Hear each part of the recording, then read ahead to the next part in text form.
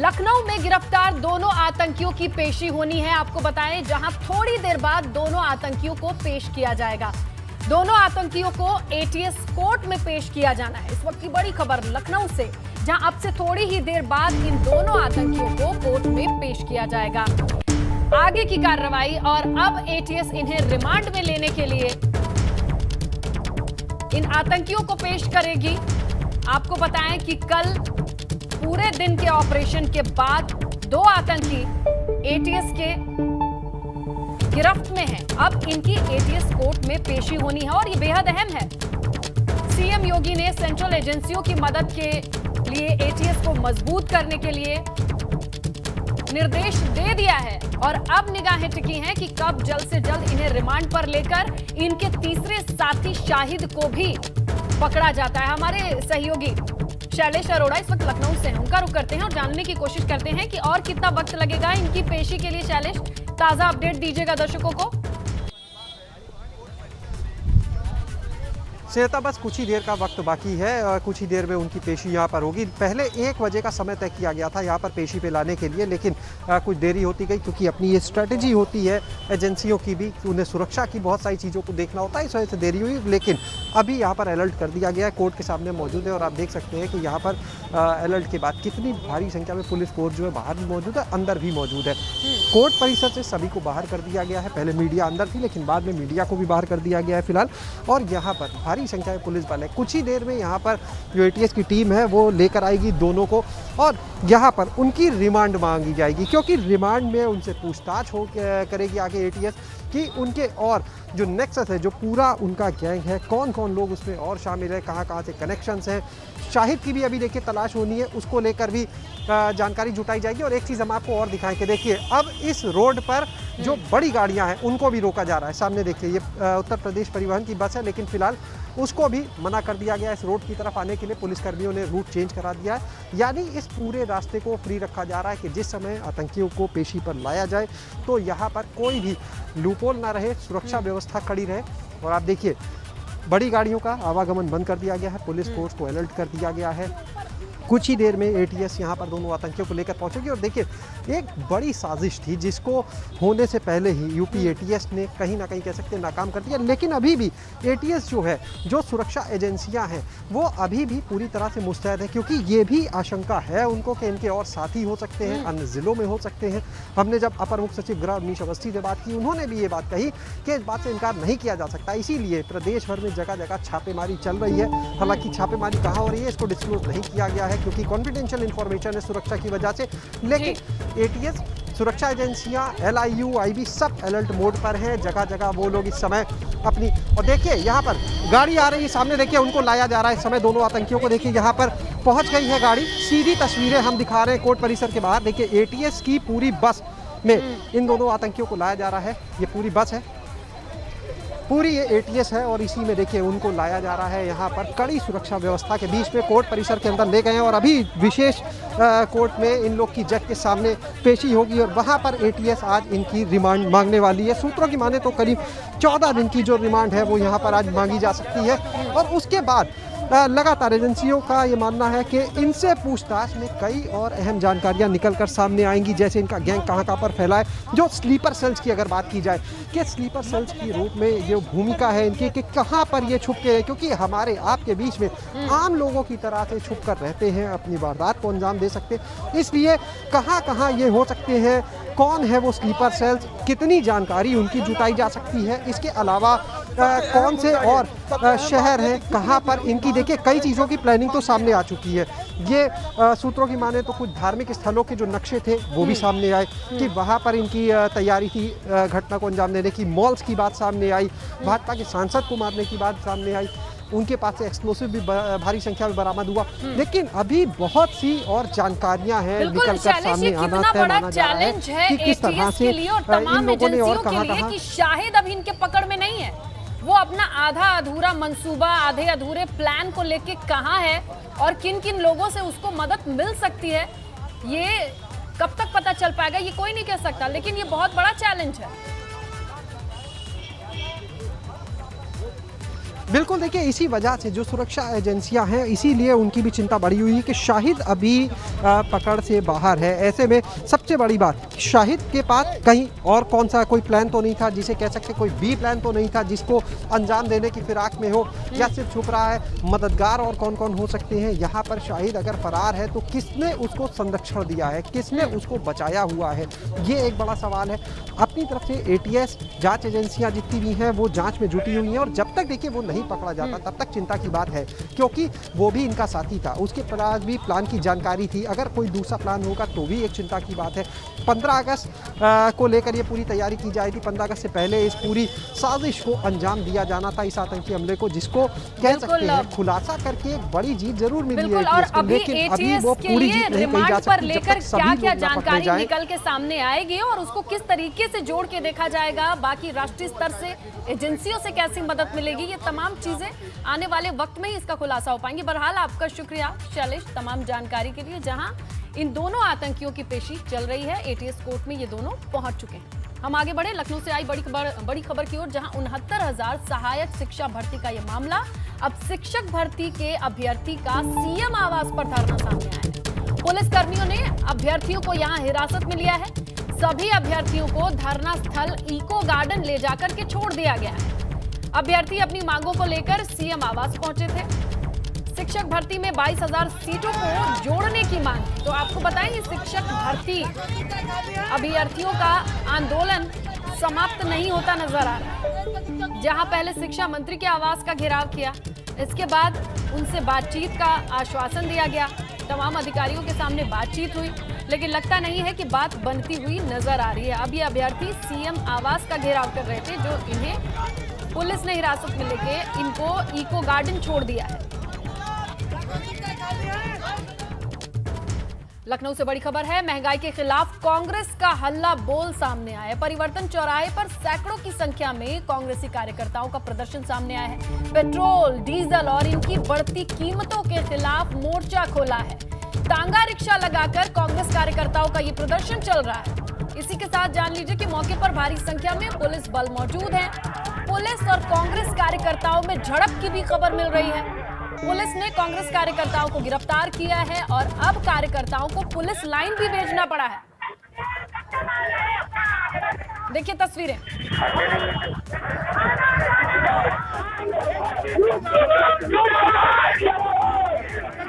परिवर्तन चौराहे की ये तस्वीरें हैं लखनऊ से, जहां पेट्रोल डीजल की बढ़ती कीमत और महंगाई के खिलाफ कांग्रेस का ये हल्ला बोल प्रदर्शन था, जहां तांगा रिक्शा लेकर कांग्रेसी पहुंचे थे। लेकिन इसी बीच खबर आ रही है कि पुलिस के साथ इनकी झड़प हो गई और अब कई कार्यकर्ताओं को पुलिस लाइन ले जाना पड़ा है। ये देखिए तस्वीरें।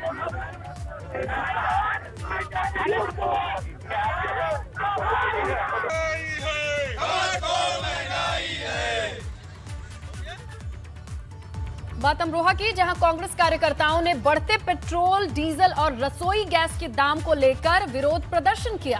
कांग्रेस कार्यकर्ताओं ने बैलगाड़ी पर बाइक सवार करके, यानी बैलगाड़ी पर बाइक को लाद करके पैदल कलेक्ट्रेट तक पहुंचे। महामहिम राष्ट्रपति के नाम ज्ञापन सौंपा। अमरोहा कलेक्ट्रेट भवन के बाहर की तस्वीरें हैं, जहां सैकड़ों की संख्या में कांग्रेस कार्यकर्ता नजर आ रहे हैं। थाली बजाकर, ताली बजाकर इनका ये विरोध प्रदर्शन सामने आया है। और ये देखिए, अपनी गाड़ी, मोटरसाइकिल और स्कूटी को धक्का देकर ये कलेक्ट्रेट तक पहुंचे। मामला महंगाई, पेट्रोल, डीजल और एलपीजी गैस के लिए जो बड़े दाम है उसका विरोध प्रदर्शन।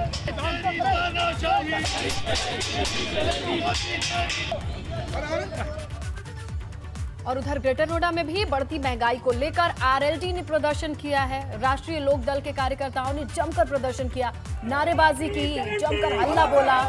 चुनाव में महिलाओं के साथ व्यवहार का भी मसला यहां था, जहां उन्होंने ज्ञापन सौंपा कि चुनाव में जो महिलाओं के साथ बदसलूकी हो उसकी न्यायिक जांच हो। आपको बताएं, लखीमपुर वाले वाकये को आधार बनाकर यहां पर महिलाओं के साथ बदसलूकी का मसला भी सामने रखा गया है।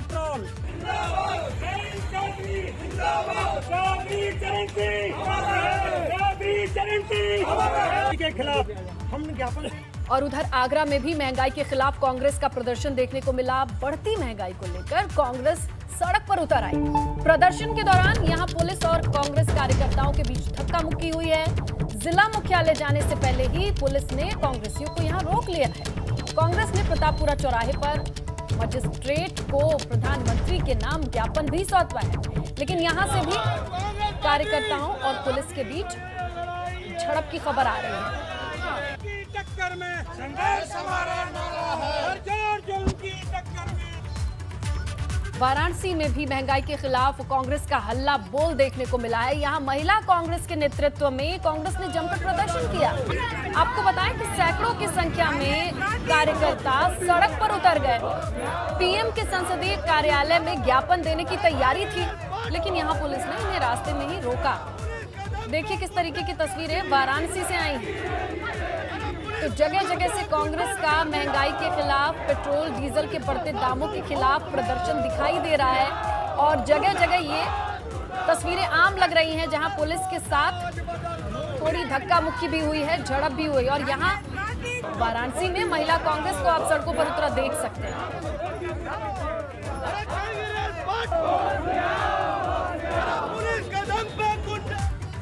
और जौनपुर में श्रीकला सिंह ने जिला पंचायत अध्यक्ष पद की शपथ ली है। डीएम मनीष वर्मा ने उन्हें पद और गोपनीयता की शपथ दिलाई। इस दौरान जिले भर के 83 जिला पंचायत सदस्यों को भी शपथ दिलाई गई। श्रीकला सिंह ने कहा कि जिला पंचायत में भ्रष्टाचार का अब बोलबाला नहीं रहेगा। आपको बता दें कि श्रीकला पूर्व सांसद धनंजय सिंह की पत्नी है और आज उन्होंने शपथ भी ग्रहण कर लिया। डेवलपमेंट जौनपुर के लिए जो चाहिए, सबसे मिलके, मेरा मेंबर से सबसे मिलके और जात धर्म के ऊपर उठकर हम सब लोग विकास के लिए काम करेंगे और जो भी समस्या है ज़रूर हम इसको 5 साल में पूरी करेंगे। और उधर ललितपुर में भी जिला पंचायत के नवनिर्वाचित अध्यक्ष और सदस्यों का शपथ ग्रहण कार्यक्रम हुआ। 2 जिला पंचायत सदस्यों की गैर मौजूदगी के बावजूद भी जिला पंचायत अध्यक्ष सहित कुल 19 सदस्यों ने यहां शपथ ग्रहण की। शपथ ग्रहण समारोह में राज्य मंत्री मनोहर लाल पंत, सदर विधायक राम रतन कुशवाहा मौजूद रहे।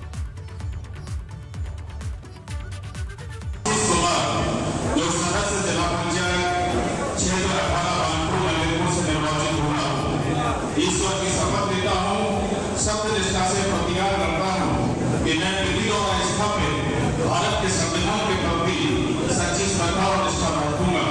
मैं भारत की प्रभुता और अखंडता अक्षुण्ण रखूंगा तथा सदस्य के रूप में कर्तव्यों का श्रद्धापूर्वक निर्वहन करूंगा। वाराणसी के डीएलडब्ल्यू सभागार में जिला पंचायत अध्यक्ष पद की शपथ पूनम मौर्य ने भी ली। इस दौरान 40 जिला पंचायत सदस्यों को भी शपथ दिलाई गई। कार्यक्रम में कैबिनेट मंत्री अनिल राजभर, विधायक और बीजेपी संगठन के पदाधिकारी मौजूद रहे।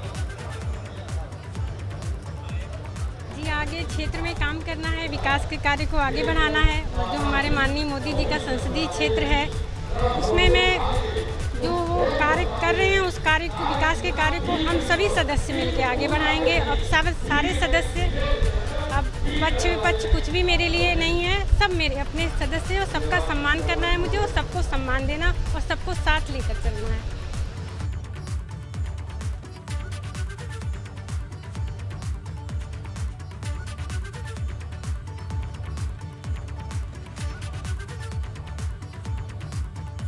और फिरोजाबाद में भी जिला पंचायत अध्यक्ष हर्षिता सिंह ने आज शपथ ली।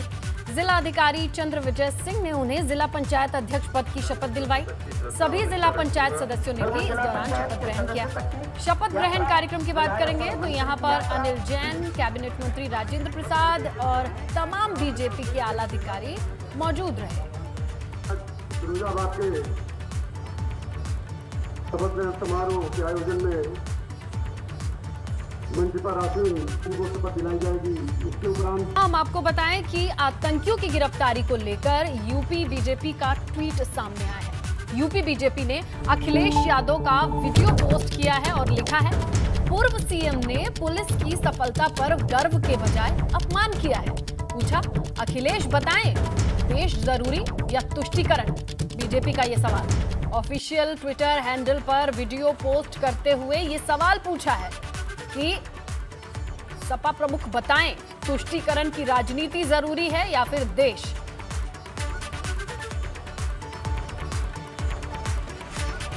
यूपी बीजेपी के ट्विटर हैंडल पर यह वीडियो पोस्ट करने के बाद सीधा सवाल किया गया है। पुलिस पर गर्व करने के बजाय सवाल उठाना कहां तक सही है? तुष्टीकरण या फिर देश? क्या चुनना चाहेंगे, ये बताएं।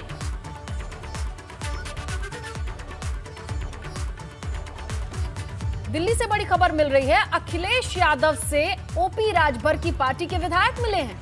दिल्ली के अजगरा सीट विधायक की बात करें, कैलाश नाथ सोनकर ने मुलाकात की है।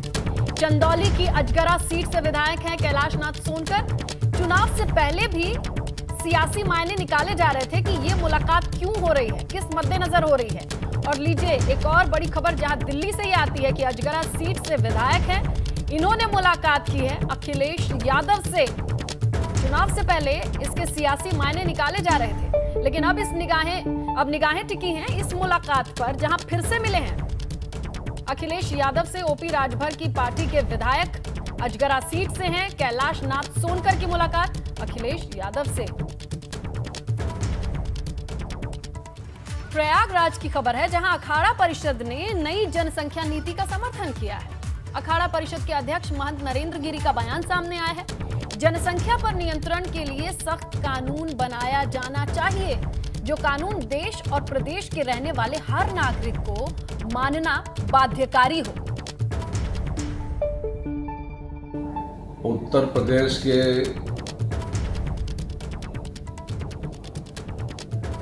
माननीय मुख्यमंत्री आदरणीय योगी आदित्यनाथ जी ने जो जनसंख्या नियंत्रण कानून बनाने जा रहे हैं वह स्वागत योग्य है। मेरी मांग है कि केंद्र सरकार भी ऐसा कानून बना दे जो पूरे राज्य को वह कानून मानने के लिए बाध्य होना पड़े। और उधर सहारनपुर में भारी बारिश के बाद बाढ़ जैसे हालात देखने को मिल रहे हैं। शिवालिक पहाड़ियों में बारिश से बरसाती नदी उफान पर है। यहां श्रद्धालुओं से भरी ट्रैक्टर ट्रॉली नदी के मझधार में जा फंसी। ट्रैक्टर ट्रॉली में सवार दर्जनों श्रद्धालुओं की जान अटकी रही। ये श्रद्धालु मां शाकंभरी देवी के दर्शन के लिए जा रहे थे, जहां उफनाती नदी के बीच उनकी ट्रैक्टर ट्रॉली फंस गई।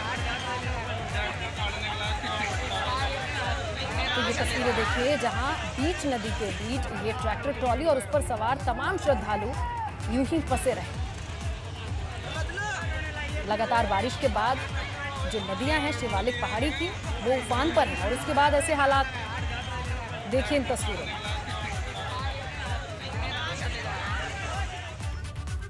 प्रतापगढ़ से खबर है, जहां कांग्रेस विरोध प्रदर्शन के दौरान हादसा हुआ है। आपको बताएं, महंगाई के विरोध प्रदर्शन में कांग्रेस के बैलगाड़ी मार्च में यह हादसा हुआ है। ज्यादा कार्यकर्ता चढ़ने की वजह से बैलगाड़ी का संतुलन बिगड़ गया और भीड़ बढ़ने पर बैलगाड़ी टूट गई।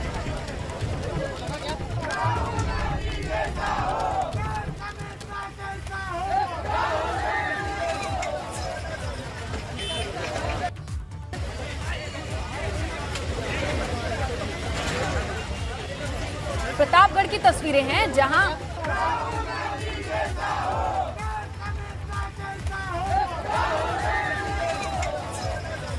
तो इन तस्वीरों को देखिए प्रतापगढ़ से, जहां इस बैलगाड़ी के ऊपर तमाम कार्यकर्ता सवार हो गए और इसके टूटने की तस्वीरें आप देख सकते हैं बीच सड़क पर। और इस दरमियान अफरा तफरी का माहौल साफ तौर पे देख सकते हैं।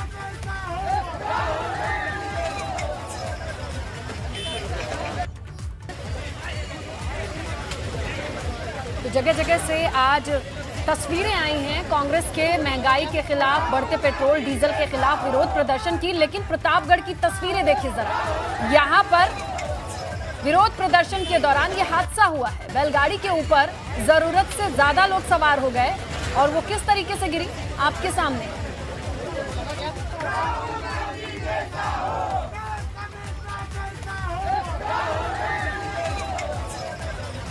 तो यहाँ देखिए जो जानवर हैं उनके ऊपर भी अत्याचार है। कितने लोग सवार हो जाते हैं इस बैलगाड़ी के ऊपर और ये टूटकर जमीन पे इस तरीके से गिरती है। हालांकि बताया जा रहा है कि कुछ कार्यकर्ताओं को भी चोटें आई हैं इस दरमियान।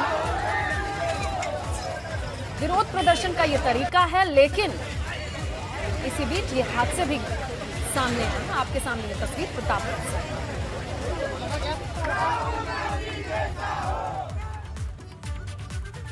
गाजियाबाद से खबर है, चुनाव लड़ने को लेकर राकेश टिकैत का बड़ा बयान सामने आया है। कभी चुनाव नहीं लड़ेंगे, राकेश टिकैत कहते हैं, साफ कर दिया अगर कोई चुनाव लड़ने की बात कर रहा है तो वो गलत है। तो चुनाव लड़ने की तमाम कयासों पर विराम लगाते हुए राकेश टिकैत का ये बयान सामने आया है। कहते हैं कि चुनाव नहीं लड़ना है। मोर्चे का ये फैसला है कि चुनाव में नहीं जाना किसी को। कोई कह रहा है तो उसकी इंडिविजुअल वो है, और हमारा तो कोई सवाल ही नहीं कि हम चुनाव में जाएंगे, हम चुनाव में नहीं जाएंगे। और सर, चुनाव को लेकर जो आपके लिए चल रहा है क्या? नहीं, चुनाव हमने नहीं कहा कि हम चुनाव लड़ेंगे। पूरा संयुक्त मोर्चे का ये फैसला है कि चुनाव में नहीं जाना किसी को। कोई कह रहा है तो उसकी इंडिविजुअल वो है, और हमारा तो कोई सवाल ही नहीं कि हम चुनाव में जाएंगे, हम चुनाव में नहीं। बड़ी खबर मिल रही है, लखनऊ में पकड़े गए आतंकियों का कानपुर कनेक्शन सामने आया है और इसके बाद कानपुर में हाई अलर्ट है। शहर में रेलवे स्टेशन, बस स्टैंड और जितने भी अहम जगहें हैं उनकी सुरक्षा बढ़ा दी गई है। वहीं आतंकियों के मददगार शहर में हो सकते हैं, इसकी आशंका जताई जा रही है और इसी के मद्देनजर सघन चेक इन अभियान चलाया जा रहा है। शहर में आप जगह जगह बैरिकेडिंग लगाए देख सकते हैं, जहां गाड़ियों को रोका जा रहा है, आने जाने वाले लोगों की तलाशी ली जा रही है।